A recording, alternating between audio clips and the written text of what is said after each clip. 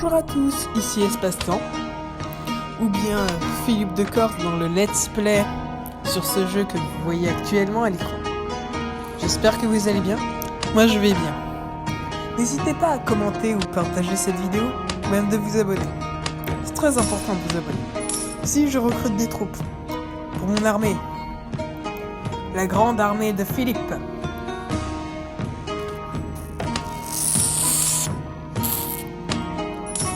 Ce bruit-là, c'est moi en train de boire quelque chose.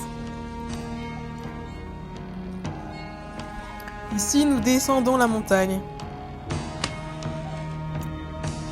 Mais avant de descendre la montagne, nous recrutons encore des troupes, afin de fortifier notre armée, notamment des cavaliers. Et désormais, nous pouvons descendre la montagne. Remarquons une armée de bandits en train de partir. Nous recrutons désormais à Berne, avec une armée de 102 hommes. Que ce soit des arbalétriers, des archers, des cavaliers ou bien même de l'infanterie. Tous ces hommes sont présents dans cette ville. Ici, nous rencontrons un village de 10 hommes contrôlé par des bandits. Je vais alors déposer partie de mes troupes pour ensuite capturer ce village.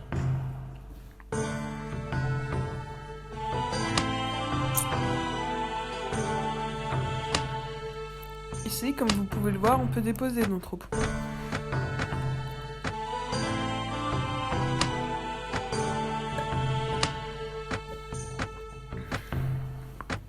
Ainsi, je peux déposer le cavalier qui, sur le champ de bataille, quand c'est attaqué un village ou une ville, n'est que de la simple infanterie ou que des simples archers. Ainsi, je ne risque pas de perdre des unités cruciales lors de cet assaut. Ici donc ce village dans des plaines vertes, non pas dans des plaines enneigées, comme on aurait pu le voir. Ici, on voit mon armée en train d'avancer. Comme vous pouvez le constater, c'est une assez grande armée. Au fil du temps, l'armée grandit de plus en plus au fil des recrutements. C'est pour ça que c'est très important de recruter. Comme vous le voyez, à peu près toutes les troupes ont des armures différentes. Alors cela n'est pas dû à une génération des armures aléatoires. Non, non de cela. Simplement de la nationalité des troupes et de leur rang. Sur le jeu, il y a les recrues et les bénévoles. Ensuite, il y a les archers, les lanciers et les épéistes. Après ça, il y a les cavaliers et les archers, épéistes, lanciers formés. Ensuite, il y a le grade expérimenté, puis le grade d'élite. Donc les unités les plus puissantes, ce sont généralement les cavaliers ou les monteurs de chameaux d'élite. Et ici, nous avons gagné la bataille avec seulement 3 blessés. Nous n'avons perdu aucun homme pour pouvoir prendre cette bourgade. C'est une excellente nouvelle, n'est-ce pas? Très bonne nouvelle. Nous avons même recueilli des arbalètes. Voilà une bataille bien faite. Nous pouvons désormais recruter des troupes dans ce village. Des troupes, comme vous pouvez le voir, assez expérimentées. Si nous pouvons améliorer nos troupes, très important, de les améliorer. Un à un, encore et encore, pour toujours. Si je remonte... Ah, non! Non! Des bandits veulent m'attaquer. Si je regarde si je ne peux pas m'échapper contre de l'argent. Mais non, nous n'allons pas nous échapper. Si nous pouvons constater que nous sommes que 44 contre plus de 60 troupes. Qui va donc gagner? Nous avons des hommes plus expérimentés. Mais eux, ils ont le nombre Que va-t-on pouvoir faire contre cette armée? Je vous le demande. Eh bien, nous allons établir une stratégie. Nous allons prendre possession des hauteurs, notamment de cette colline, afin de profiter du terrain pour pouvoir vaincre l'ennemi dans un terrain avantageux, normalement. Car pour monter la montagne, les troupes mettent beaucoup plus de temps. Ainsi, il serait plus facile pour nos archers d'éliminer les troupes. Cette stratégie, qui va réussir ou moins bien réussir, ce que nous allons découvrir à l'issue de cette bataille, sera la clé décisive. Si l'ennemi réussit à prendre possession de cette colline, la bataille est perdue. Si nous réussissons à les repousser, nous avons gagné. Gagné en infériorité numérique. Et notamment gagné en notoriété pour cet exploit de vaincre un si petit peuple. Si je vais faire avancer mes archers, afin qu'ils puissent tirer directement. Ils sont formés plus ou moins en sorte de carré. Hein, le carré, pas le carré napoléonien contre la cavalerie, mais littéralement en forme de carré. Et là, je vais rapprocher mon infanterie. Ah! J'ai réussi à carré. Pas dans la vraie vie, évidemment, dans la vraie vie. C'est seulement dans le jeu. Du coup là, il faut vraiment que mes unités réussissent à protéger les archers. Ils ont eux aussi des lanciers d'élite, des escrimeurs d'élite. C'est là où nous verrons les unités françaises et allemandes pour vaincre dans cette bataille décisive. Nous avons déjà éliminé pas mal de troupes. Mais vraiment pas. Finalement, nous avons vaincu pas tellement de ça, de troupes. Mais on a vaincu que 5, 7. Et on a déjà perdu plus d'une dizaine de soldats. Regardez ces cœurs s'amasser sur les colonnes. Ce sont les corps de nos propres troupes. Il apparaît alors évident qu'ils sont en supériorité. J'ordonne alors qu'ils se dispersent afin d'être moins sensibles aux tirs ennemis. Mais cela sera-t-il suffisant? Ils sont déjà le double. Ils ont réussi à avancer. 4 troupes en moins. J'ordonne la retraite. Regardez. Les soldats d'élite sont morts. Nous avons eu plus ou moins les mêmes pertes, mais leurs troupes étaient bien supérieures en nombre. Je vais alors me réfugier au château pour fuir. Ils tentent de nous accrocher une seconde fois, alors je vais feinter une seconde bataille, alors qu'en réalité, je vais seulement repartir.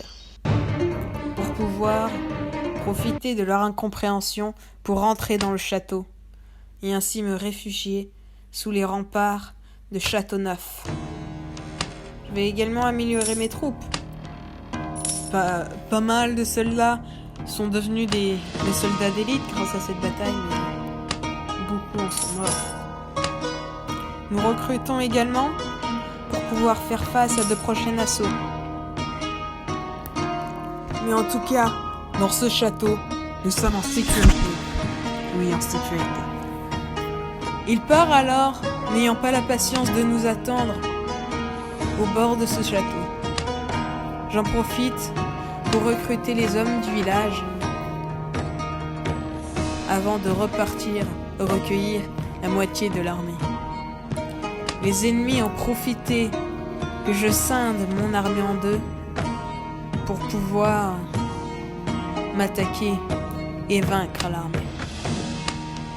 Mais nous sommes toujours forts. Nous comptons 103 hommes. Ils attaquent de nouveau le village. Mais nous défendrons. Nous défendrons le village. Coûte que coûte.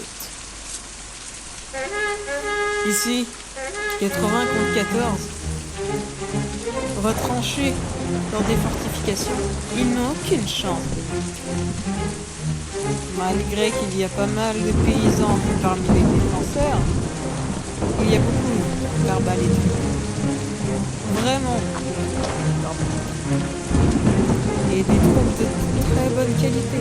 Quant à eux, ils sont que 14.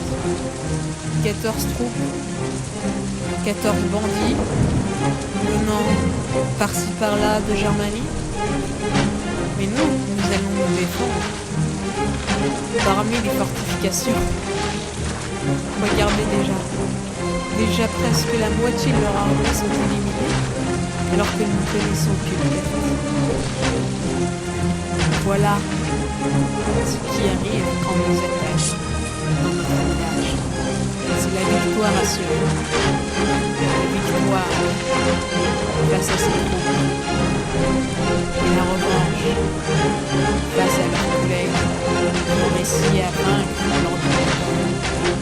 Mais nous gagnerons, tirez-vous pas. Nous avons désormais vaincu. Nous avons défendu ce village avec bravoure. Aucune perte, aucune blessée. Nous vaincrons. Oui, nous vaincrons.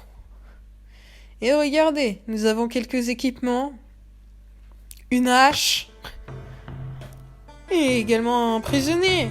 Un cambrioleur.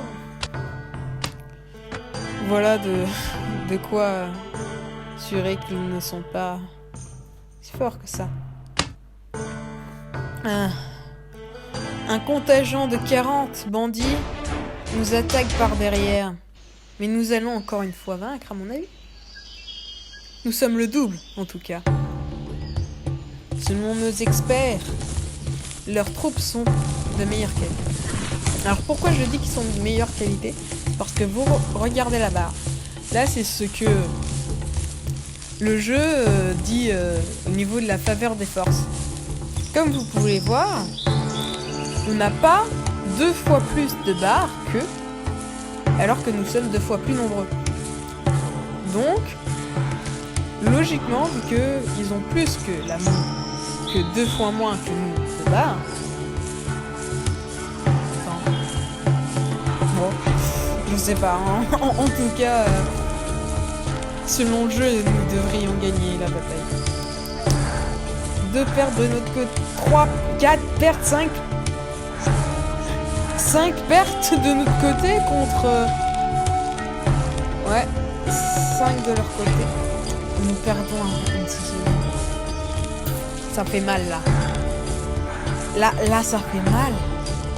On perd beaucoup plus de troupes que... Ah, c'est bon. Nous reprenons l'offensive. Nous perdons moins de troupes. On va craindre. Néanmoins, les pertes restent significatives. Mais nous sommes désormais en train de les vaincre. Il n'en reste plus qu'une dizaine, contre 65 de nos troupes. 2 fois plus nombreux. Nous perdons 20 troupes de moins qu'eux. Car nous vaincrons cette bataille. Quand on nous attaque, on nous défend. Victoire! Victoire! Nous avons perdu que 9 hommes, dont beaucoup de cavaliers. Nous avons 7 blessés, contre 27 tués et 13 blessés du côté adverse. Alors nous allons nous quitter sur cette bataille. Passez une excellente journée et abonnez-vous. À plus!